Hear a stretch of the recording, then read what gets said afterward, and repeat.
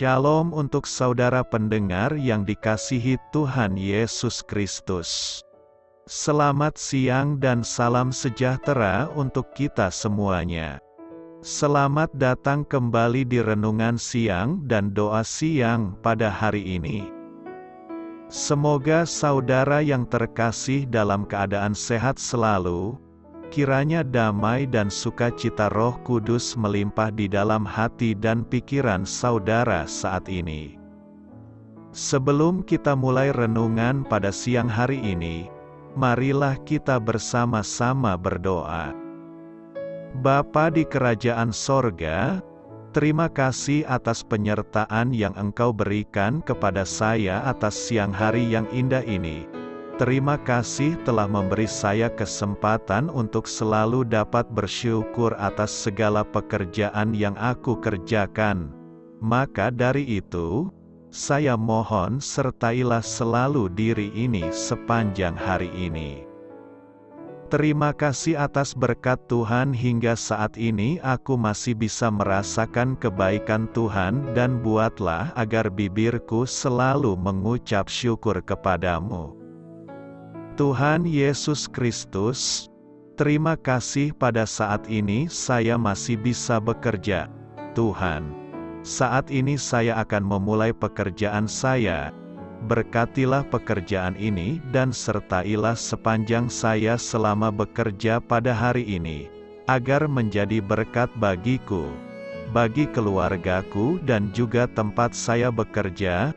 Berkati seluruhnya di siang hari ini agar berjalan dengan baik dan menjadi berkat untuk kami jalani bersama dengan anak Tuhan yang lainnya. Dalam nama Tuhan Yesus, aku berdoa. Amin.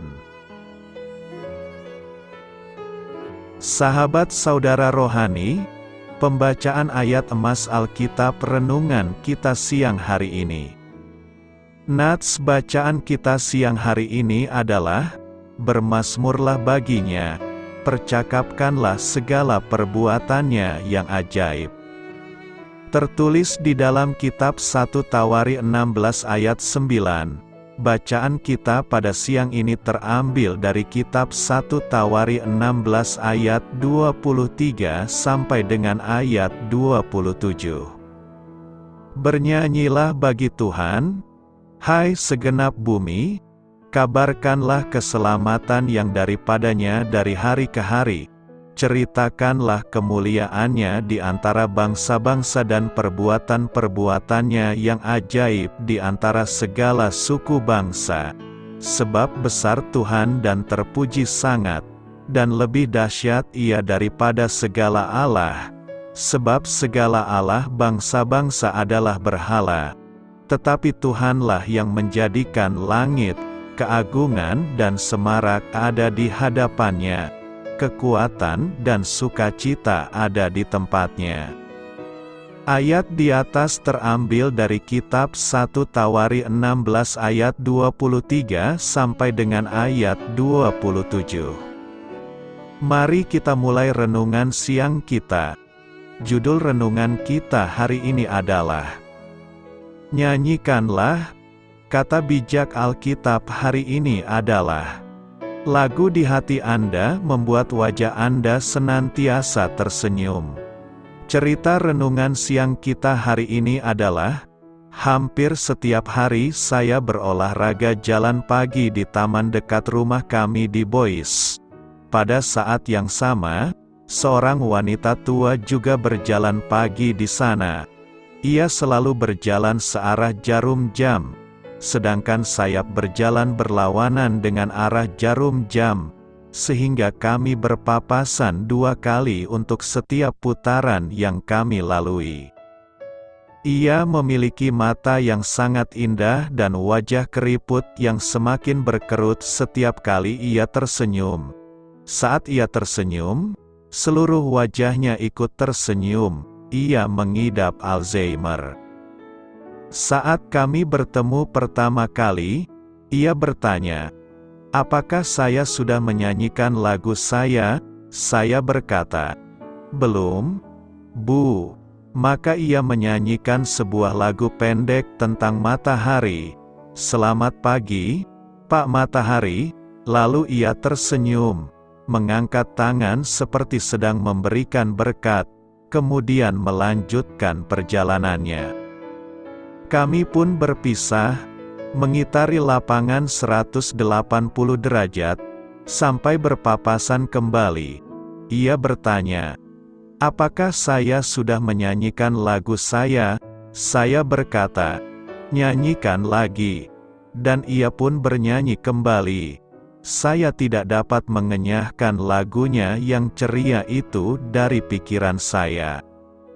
Saya ingin menjadi seperti wanita itu, yang menjalani hidup di dunia sambil bernyanyi dan bersenandung di dalam hati, menyanyikan surya kebenaran yang terbit dengan kesembuhan pada sayapnya, Maleakhi 4 ayat 2, serta meninggalkan kenangan yang kuat tentang kasih-Nya. Semoga lagunya senantiasa tinggal di hati dan bibir Anda hari ini, dan kiranya banyak orang mendengarnya serta menjadi percaya kepada Tuhan. Bernyanyi bagi Tuhan hai segenap bumi. Minggu ini kita akan memasuki Minggu Kantate, artinya nyanyikanlah nyanyian baru bagi Tuhan. Dalam minggu ini, kita akan membahas tema, bernyanyi bagi Tuhan hai segenap bumi. Frasa, bernyanyi bagi Tuhan hai segenap bumi, dilatar belakangi saat Raja Daud memindahkan tabut perjanjian dari rumah Obed-Edom ke kota Daud, Yerusalem. Ketika tabut perjanjian tiba di Yerusalem, Daud mengumpulkan seluruh Israel di hadapan tabut tersebut. Daud kemudian memerintahkan para imam dan Lewi untuk memainkan alat musik dan bernyanyi bagi Tuhan. Salah satu nyanyian yang dinyanyikan pada saat itu adalah, bernyanyi bagi Tuhan hai segenap bumi. Nyanyian ini adalah puji-pujian yang dinyanyikan oleh seluruh umat Israel untuk memuji keagungan Tuhan, mencatat bahwa kebesaran dan keagungannya terpancar di seluruh bumi. Dalam nyanyian tersebut juga terdapat ungkapan rasa syukur karena Tuhan telah memberikan berkat dan keselamatan kepada umat-Nya. Sebagai seorang raja, Daud menyadari pentingnya memuliakan Tuhan melalui ibadah dan mempersembahkan segala yang terbaik baginya. Oleh karena itu, Daud memerintahkan seluruh bangsa Israel untuk memuji Tuhan dan mengakui kebesaran-Nya. Nyanyian ini menjadi salah satu contoh dari pentingnya memuliakan Tuhan dan mengakui kuasa-Nya dalam kehidupan orang percaya. Nyanyian, bernyanyi bagi Tuhan hai segenap bumi, adalah salah satu dari serangkaian nyanyian yang dinyanyikan oleh seluruh umat Israel untuk memuji keagungan Tuhan dan menyatakan rasa syukur mereka atas berkat dan keselamatan yang telah diterima. Dalam nyanyian tersebut, Tuhan dipuji sebagai Raja yang Maha Kuasa dan sebagai pencipta segala sesuatu di bumi. Nyanyian tersebut juga menekankan bahwa segala sesuatu di bumi harus memuji dan memuliakan Tuhan. Dengan mengajak umat Israel untuk bernyanyi bagi Tuhan, penulis 1 Tawari ingin menekankan pentingnya menghormati dan memuliakan Tuhan dalam kehidupan sehari-hari. Ibadah dan penyembahan kepada Tuhan harus menjadi bagian yang tak terpisahkan dari kehidupan orang percaya. Nyanyian tersebut juga menjadi sebuah pengingat bahwa Tuhan patut dipuji dan dimuliakan atas segala yang telah dilakukan bagi umat-Nya. Apa yang dilakukan umat Israel dalam rangka bernyanyi bagi Tuhan hai segenap bumi? Menurut 1 Tawari 16 ayat 23-28, ada beberapa alasan umat Israel menyanyikan sebuah syair atau puji-pujian bagi Tuhan, yakni: pertama, Karena kebesarannya dan keagungannya, kemudian mereka menyatakan bahwa seluruh bumi seharusnya takut dan bergembira di hadapan Tuhan. Kedua, karena Tuhan adalah Sang Pencipta alam semesta dan mengatur alam semesta dengan kekuasaannya, semua tema tersebut diutarakan dalam bentuk nyanyian atau puji-pujian bagi Tuhan dengan menggunakan instrumen musik seperti kecapi dan rebana. Ketiga, karena Tuhan telah melakukan tindakan penyelamatan bagi mereka dan umat leluhur mereka, umat Israel juga mengakui bahwa Allah adalah satu-satunya Tuhan yang patut disembah dan mengajak seluruh umat manusia untuk memujinya. Pertanyaan kita selanjutnya adalah apa yang dilakukan dalam rangka bernyanyi bagi Tuhan hai segenap bumi, berdasarkan 1 Tawari 16 ayat 23-28. Ada beberapa hal yang harus dilakukan, yakni: pertama, kita harus menyanyi dengan sukacita. Seperti yang disebutkan dalam ayat 23, kita harus bernyanyi dengan sukacita dan bersorak-sorai bagi Tuhan. Kedua, kita harus memuji nama Tuhan. Ayat 25 meminta kita untuk memuji nama Tuhan dan memberitakan keajaibannya kepada orang-orang. Ketiga, kita harus menyatakan kemuliaan Tuhan. Ayat 27 meminta kita untuk menyatakan kemuliaan Tuhan dan memberitakan perbuatannya di antara bangsa-bangsa. Renungkan, apa yang hendak kita renungkan dalam Minggu Kantate ini? Ada beberapa hal yang perlu kita renungkan dalam merayakan Minggu Kantate ini, yakni: pertama, memuliakan dan memuji Tuhan itu sangat penting. Sebagai umat Allah, kita dipanggil untuk memuliakan dan memuji Tuhan dengan segala yang kita miliki, termasuk suara dan lagu-lagu yang dinyanyikan dengan hati yang tulus. Kedua, kita harus mengingat karya Tuhan. Ketika kita menyanyikan lagu-lagu pujian dan syukur, kita diingatkan kembali akan karya Tuhan yang luar biasa dalam kehidupan kita, baik dalam hal penebusan dosa maupun dalam berbagai hal lainnya. Ketiga, dalam memuji Tuhan ada kekuatan dan kemuliaan Tuhan. Dalam lagu-lagu pujian dan syukur, kita diingatkan kembali akan kekuatan dan kemuliaan Tuhan, dan betapa Dia mampu melakukan hal-hal yang mustahil di dalam hidup kita. Keempat, dalam memuji Tuhan ada kesatuan dalam penyembahan. Ketika kita bersama-sama menyanyikan lagu-lagu pujian dan syukur, kita juga mengalami kesatuan dalam penyembahan, dan menjadi satu tubuh dalam Kristus. Kelima, dalam memuji Tuhan kita mengalami hadirat Tuhan. Dalam waktu penyembahan yang intens dan penuh pujian, kita dapat mengalami hadirat Tuhan yang membuat hati kita menjadi tenang, damai, dan penuh sukacita. Oleh karena itu, bernyanyi bagi Tuhan hai segenap bumi, dapat dipahami sebagai sebuah panggilan untuk memuji Tuhan dengan penuh sukacita, berterima kasih atas kasih karunia-Nya, dan menyatakan keagungannya kepada seluruh dunia.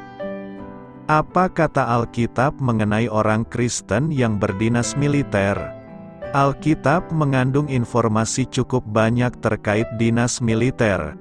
Sebagian besar informasi mengenai militer bersifat analogi, sementara beberapa ayat berhubungan langsung dengan pertanyaan ini. Alkitab tidak secara langsung dan spesifik menyatakan, kamu harus dinas militer, dan sebaliknya. Pada saat bersamaan, orang-orang Kristen dapat yakin bahwa menjadi tentara adalah sesuatu yang dihormati dalam Alkitab, dan dinas militer itu merupakan sesuatu yang alkitabiah. Contoh pertama dari dinas militer terdapat dalam Perjanjian Lama, ketika kemenakan Lot diculik oleh Kedorlaomer, Raja Elam dan sekutu-sekutunya.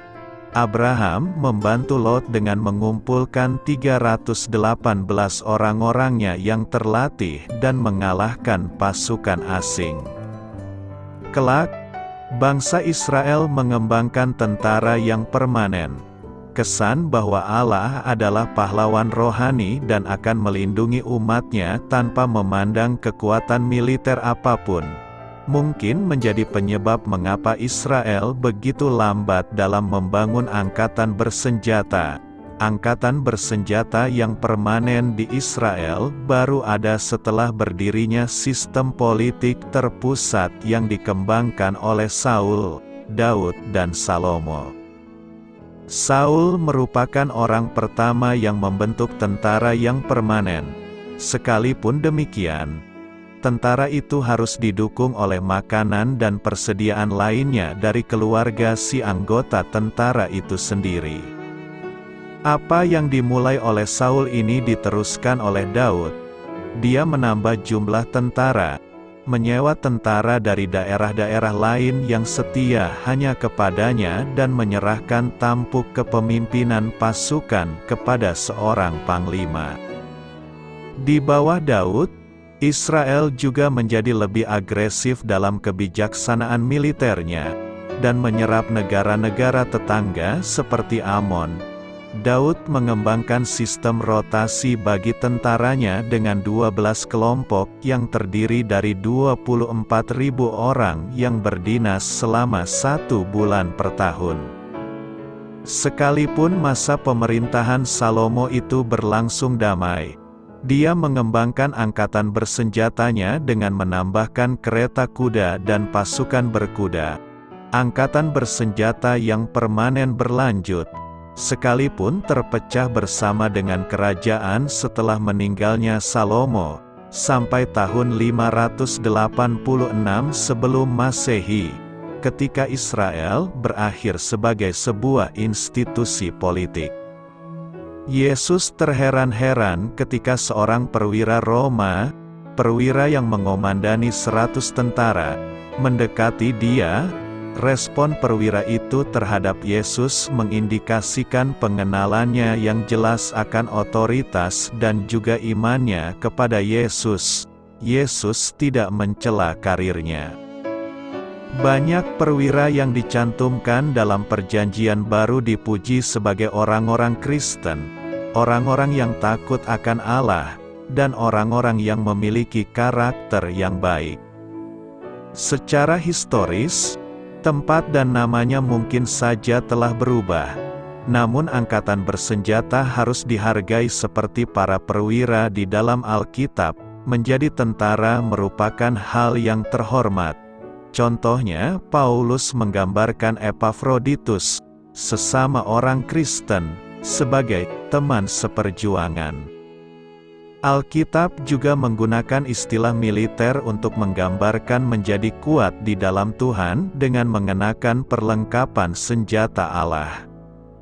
Ya, Alkitab berbicara mengenai dinas militer, baik secara langsung maupun implisit.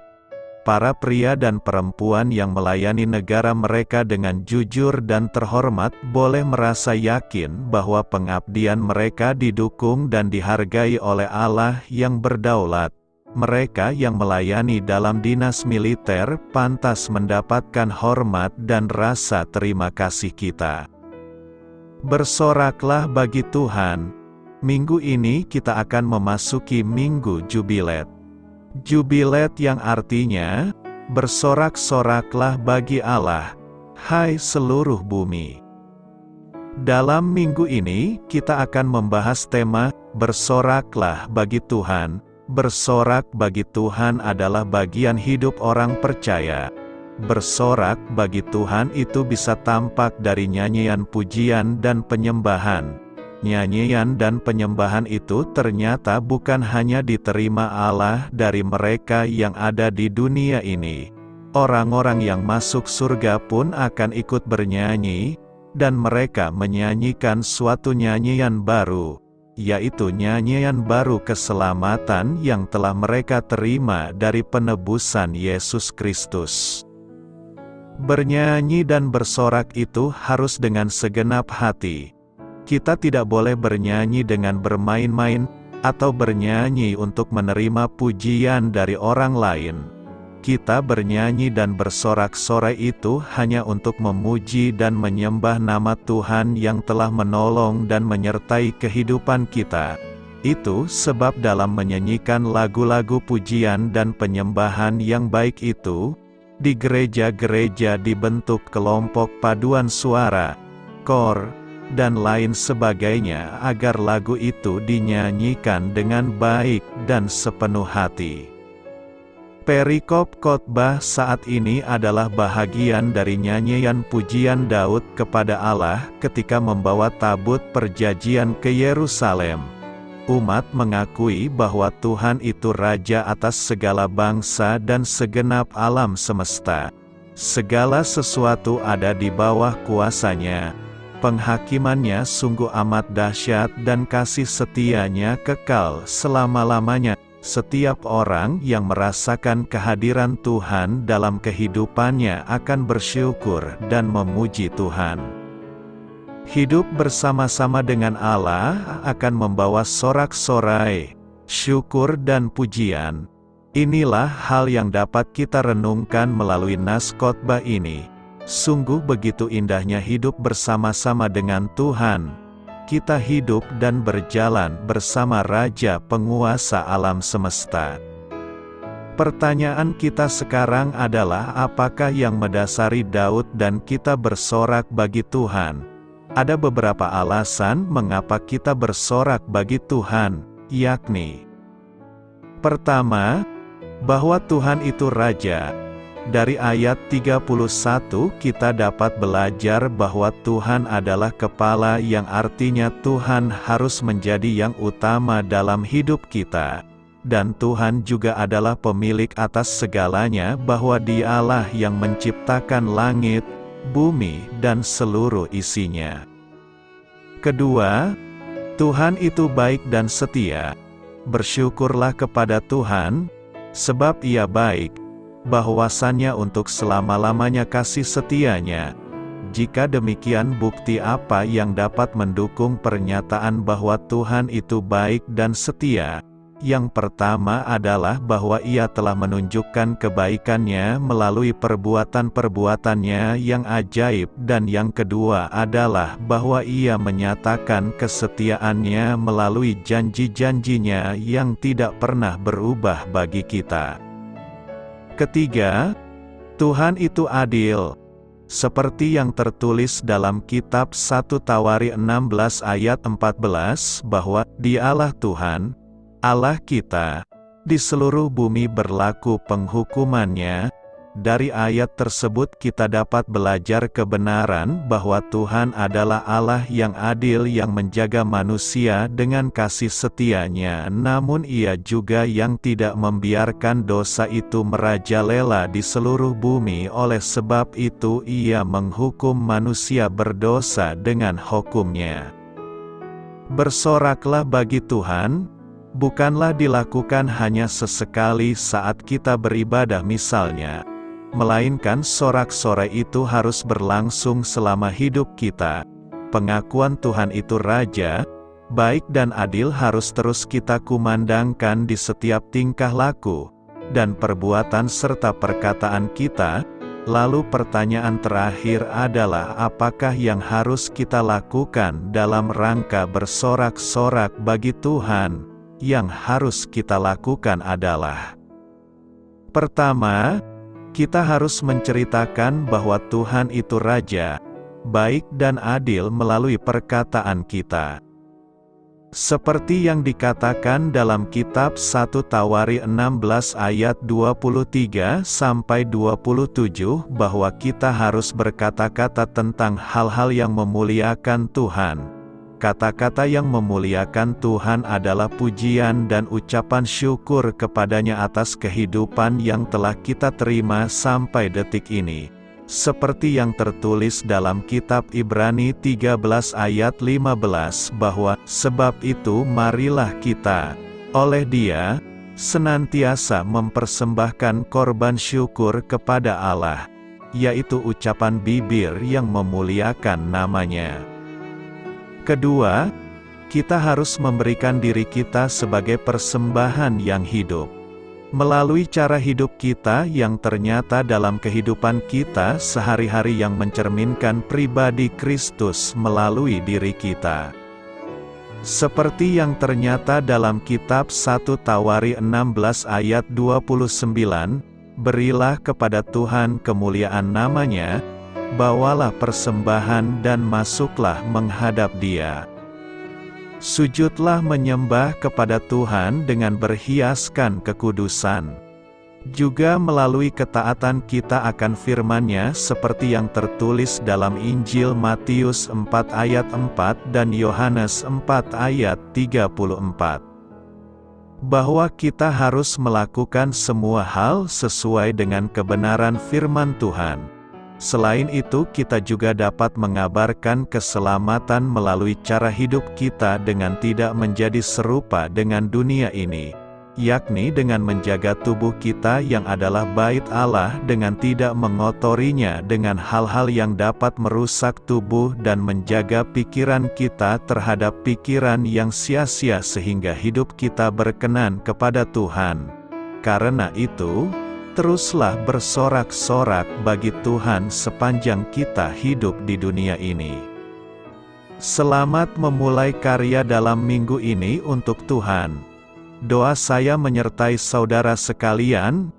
Saya memberkati Anda agar sewaktu Anda mencarinya dari Dia, Bapa Surgawi Anda akan memberikan bagi Anda roti harian Anda. Dalam nama Yesus Kristus, Tuhan yang berkuasa atas alam semesta dan menuntun kita kepada iman yang menyelamatkan, Tuhan Yesus menyertai senantiasa. Tuhan memberkati. Amin.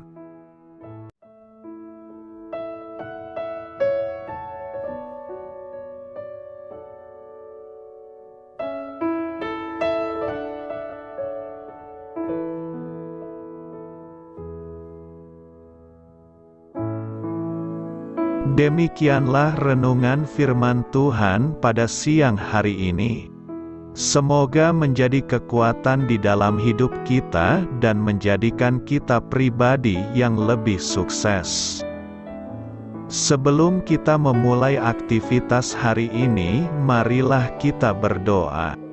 Bapa kami yang ada di sorga, terima kasih atas kasih dan kebaikan Tuhan yang begitu besar buat kami. Tuntunlah perbuatanku agar di sepanjang hari ini saya bisa bekerja sebaik-baiknya, tidak pernah jemu menolong sesama, selalu ramah dan tahu terima kasih, menghayati iman dan mengamalkannya dengan sekuat tenagaku. Semua ini saya sampaikan kepadamu, dengan pengantaraan Kristus, Tuhan kami. Allah, Bapa kami bersyukur kepadamu, bahwa dengan bekerja kami boleh ambil bagian di dalam karya-Mu mensejahterakan dan membahagiakan umat manusia. Kami mohon bimbingan-Mu dalam melaksanakan pekerjaan kami hari ini. Bimbinglah kami agar sanggup bekerja dengan semangat kasih, dengan riang, rajin dan jujur. Terima kasih, Tuhan. Amin. Dalam nama Tuhan Yesus Kristus Tuhan dan Juru Selamat kami, Bapa kami yang baik, kami mengucap syukur dan berdoa. Amin. Biarlah firman Tuhan menjadi pengingat untuk kita semua, bahwa tuntunan dari Roh Kudus akan selalu memberi jalan keluar bagi setiap permasalahan hidup kita, dan memberi kedamaian di hati kita. Amin. Sampai jumpa di renungan siang saudara rohani berikutnya. Shalom.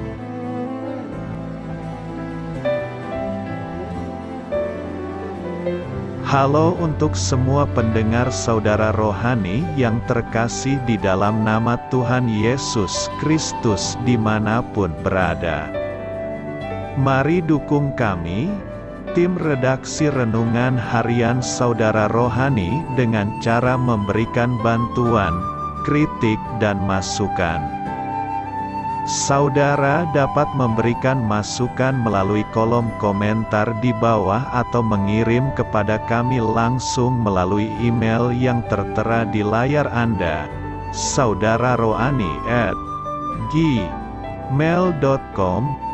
Jika saudara terberkati melalui renungan ini, saudara dapat mendoakan kami dan memberikan bantuan lainnya dengan mengirim email kepada kami. Saya berdoa agar saudara sekalian bahagia dan sehat selalu. Amin.